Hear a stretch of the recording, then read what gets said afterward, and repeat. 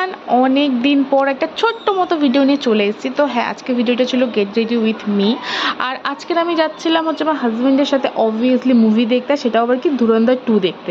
আর তোমরা কারা কারা দেখলে আমাকে মেসেজ করেও জানিও তো। আর তারপরে দেখো আমি আমার স্কিনটাকে ভালোভাবে হচ্ছে প্রিপেয়ার করে নিচ্ছিলাম, যেহেতু আমি এখানে মেকআপ ইউজ করবো। তো সবার প্রথমে হচ্ছে আমি এখানে কনসিলার লাগিয়ে নিলাম হালকা করে। তো দেন আমি এখানে হচ্ছে একটা ফাউন্ডেশন ইউজ করেছি, যেটা আমার সামারের জন্য মানে বেস্ট হয়, সেটা হচ্ছে নাইকার ফাউন্ডেশন। আর তারপরে হচ্ছে স্কিনটাকে হচ্ছে ফাউন্ডেশন দেওয়ার পরে হচ্ছে স্কিনটাকে হচ্ছে সেট করে নিয়েছিলাম একটা লুজ পাউডার থেকে। দেন অবভিয়াসলি এখনকার দিনে ব্লাশ ছাড়া তো চলাই যায় না। আমার যেটা মনে হয় যে ব্লাশ তো মানে কোনো মেকআপ না হলেও ব্লাশটা যেন থাকতে হয়। তো তারপরে দেখো ব্লাশটা ভরে ভরে লাগিয়ে দেওয়ার পরে আইব্রোটাকেও সেট করে নিয়েছি ভালোভাবে। বাই দ্য ওয়ে, আমার আইব্রো করা ছিল না। আর তারপরে যেহেতু আমি একদম নিউড মেকআপ করছি, লিপটাকে একটু যদি না ডার্ক করি সেটাতে ভালো লাগবে না। তো দেখো প্রথমেই আমি লিপ লাইনার দিয়ে লিপটাকে ভালো করে ড্র করে নিয়েছি, তারপরে একটা একদম নিউড শেড দিয়ে দিয়েছি। লাইনারটা হচ্ছে আমি অফ এতেই পরে নিয়েছি, বিকজ আমার হয় না এতে।